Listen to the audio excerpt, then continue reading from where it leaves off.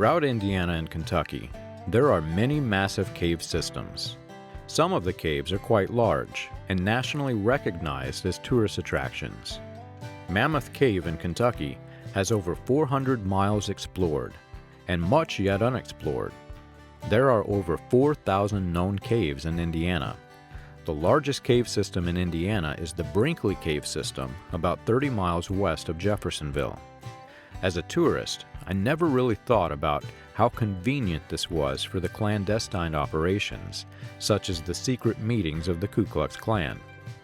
During the 1920s, the years in which Indiana boasted as having the largest membership of the Ku Klux Klan, these caves would have likely been used for meetings and planning strategy. Unlike other parts of the country where it was difficult to hide except after dark, Indiana had a natural system of hiding places. Meetings held in secret did not have to take place in the shadows at night in Indiana. Even under the noonday sunlight, the caves are so dark that you cannot see your hand in front of your face. After learning the background history of Roy E. Davis and why he and his brothers came to Jeffersonville, Indiana to set up their base of operations, I began to wonder how many secret meetings took place inside these caves. Davis was arriving at the height of Klan activity, at a time when the Indiana Klan lacked leadership due to Grand Dragon D.C. Stevenson's conviction for murder, all of which seemed too coincidental. It appears as if Roy Davis and those working with him were attempting to seize the opportunity of stepping into the leadership void, and his brothers had migrated from Texas to assist him. I had no doubt what went on behind closed doors at the Prophet's first church, whether the Prophet was involved or not. But I suspected the Prophet's involvement because even after the long trail of criminal and immoral acts committed by Roy Davis was exposed to the public, the Prophet continued to support Davis and praise him throughout the remainder of his ministry as a faith healer. The real question for me was whether the Prophet used these caves for private meetings of his own after Davis was extradited to Arkansas on charges of grand theft and was eventually locked up in a Texas prison for his immorality. The Prophet spoke often about spending time in caves. He even claimed that an angel met him in a cave. His cave played a significant part of his life story, though in other sermons he claimed that the angelic meeting place was in his room or in a cabin. I knew that the Prophet spent a great deal of time in a cave because he mentioned caves frequently in his sermons. Suddenly, I thought about the leading members of Roy Davis's Pentecostal church that transitioned themselves to elders in the Billy Branham Pentecostal Tabernacle. They would have been in the clandestine meetings held by Roy Davis. Did they continue these meetings with the Prophet? I remembered some articles that I found during the early years of the Ku Klux Klan in Georgia. At the time, Roy Davis was an official spokesman for the Klan and held meetings with Colonel William Joseph Simmons, the leader of the Ku Klux Klan during its 1915 rebirth. I never heard of Mr. Simmons and was quite surprised when I began to study who he was and what he stood for. A member of several secret societies, Simmons rebirthed the Ku Klux Klan in 1915 as a fraternal organization. I was also surprised to learn that the Ku Klux Klan began meeting as a Christian organization, and that in their lectures, Roy Davis and William Simmons promoted it as being Christian. I was most surprised that Simmons and Davis were traveling preachers, or evangelists, who were experienced promoters of fraternal orders or secret societies. Understanding that these movements were operating under the auspices of being Christian would become helpful in untangling the web of deceit as the facts critical to the message started to accumulate. Was the message movement also serving another purpose under the guise of Christianity? Learning how the Billy Branham Pentecostal Tabernacle formed was a critical milestone in my journey. It was something that I had always pictured to be a story tale fable, with choirs of angels surrounding a meek and humble man as God himself began molding a willing servant into a leader of many nations. Mostly, I had pictured scenes from the early church planted in my mind by the prophet himself in his sermons. Still, there was always a part of me that wanted to imagine other scenes surrounding the ones that the prophet had suggested. The facts that I had uncovered this far looked nothing like those scenes that Branham described, and the men who surrounded the prophet as the congregation transitioned to his own were far from angelic. Learning that these men, some of them criminal, had formed religious alliances in the town of Jeffersonville and surrounding cities, I also realized that there would be a set of core doctrines used to grow those alliances. In the Christian religion, especially in the fundamentalist Pentecostal sect of the Christian religion, incompatible core doctrine formed walls of division rather than open arms of unity. The religious connections who were aware of Roy Davis's now public history would have agreed on certain doctrines, some of which would have aligned with the central focus of white supremacy. Those in his congregation would have also agreed on certain doctrines. If not, they would have either ousted him, as a congregation did in Ackworth, Georgia, or simply left. There was no shortage of churches in Jeffersonville and in the surrounding area. Many elders in Davis's church, including the prophet, would have not only agreed with these core doctrines, but would have also supported, promoted, and even taught them.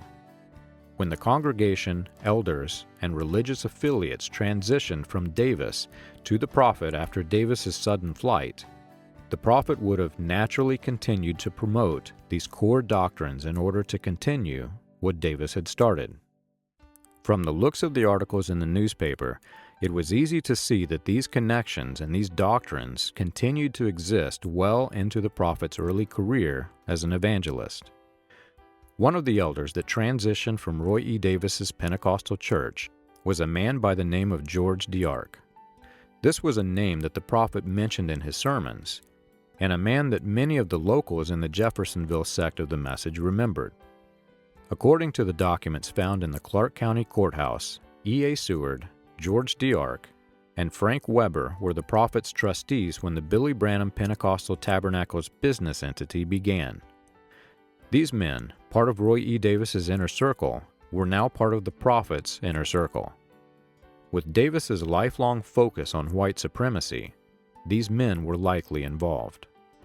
I was surprised when I began to research the core values of white supremacy, especially the core values of the historical version of white supremacy groups in the United States, such as the second Ku Klux Klan.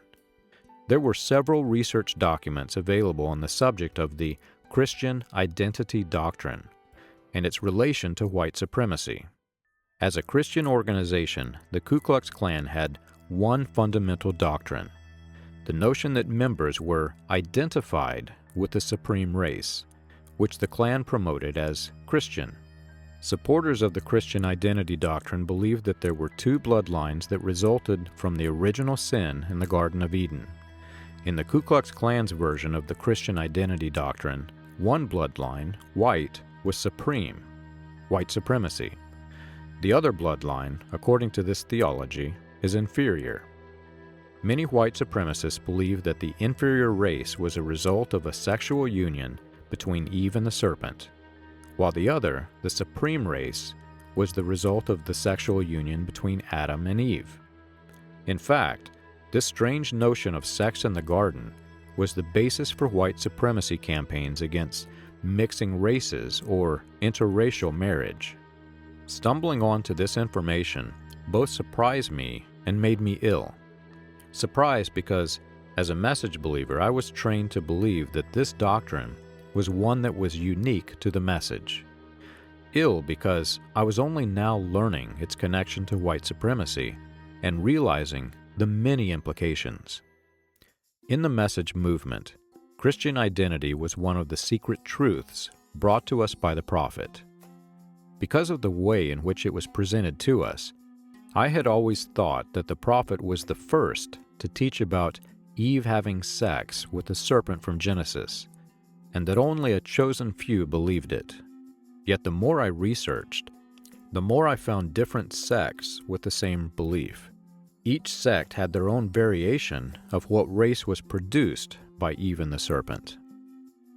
The prophet said that he first heard about the Christian identity doctrine, two bloodlines, from George DeArk. According to DeArk, it was the son of Adam and Eve who created the two bloodlines, when Cain went over and married a great big female ape, and out of that ape came forth the colored race. In 1957, the prophet said that he rejected the two bloodlines doctrine, which I'd always found to be odd since later sermons used the two bloodlines as themes for the sermon content. I wanted to learn more about George DeArk, and to my surprise, finding information about Mr. DeArk was as easy as reading through the newspapers of Louisville, Kentucky, New Albany, Indiana, Charlestown, and Jeffersonville, Indiana. In fact, there were so many articles that I began collecting them to read later, so that I could organize them chronologically by date. George DeArk was a member of the Masons. He met at New Albany Lodge No. 1, Independent Order of Oddfellows Masonic Gathering. He also attended meetings in Indianapolis as a delegate for the New Albany Masonic Lodge. George moved to Jeffersonville to work as a packer at Quartermaster's Depot in 1895, a building that would later be leased by Spoken Word Publications, later transitioning to Voice of God recordings and used to distribute the prophet's sermons around the world. As a government employee, George DeArk made $45 per month, which was almost double the average wage at the time.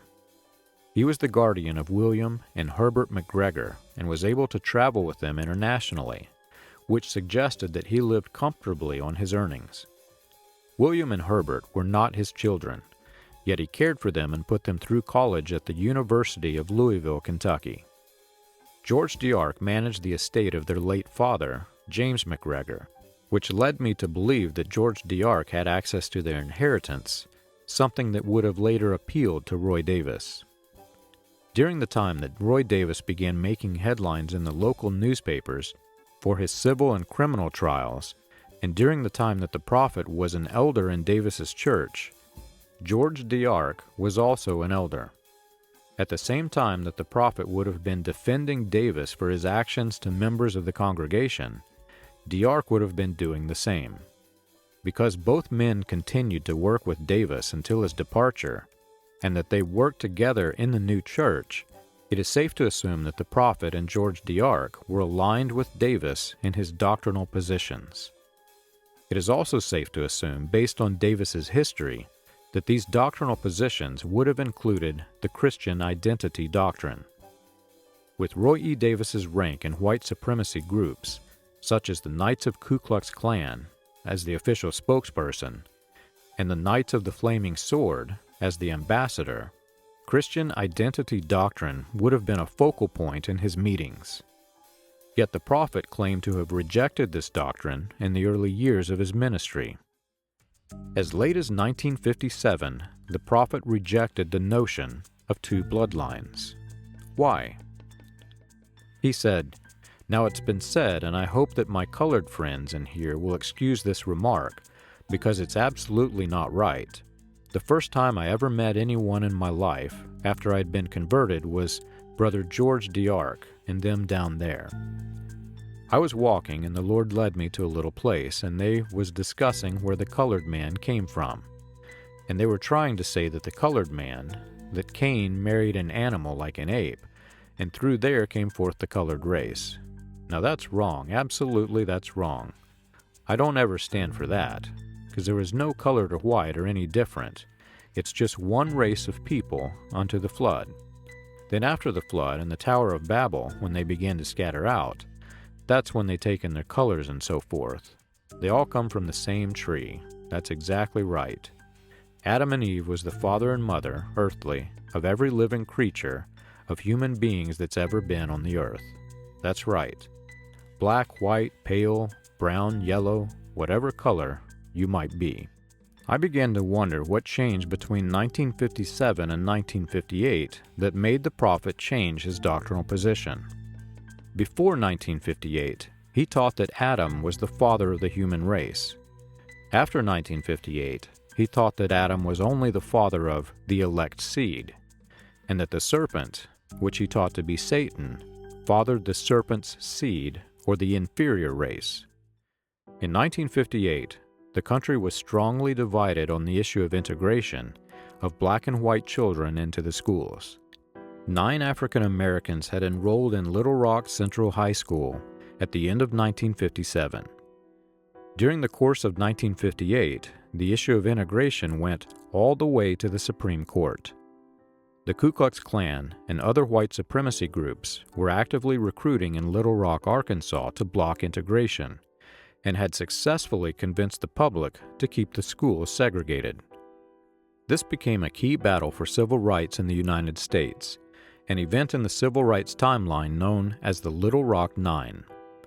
The Federal Bureau of Investigation was working undercover in Little Rock, Arkansas at that time, and found Reverend Roy Davis at the center of the integration protests. The very same day of the vote, the prophet introduced his Christian identity doctrine to the public. It came out only a few months after he denied the sexual union between the serpent and Eve. The prophet rebranded Christian identity with his own title, The Serpent Seed. He said, "Just like it was on the serpent seed, but it's absolutely proven to be right.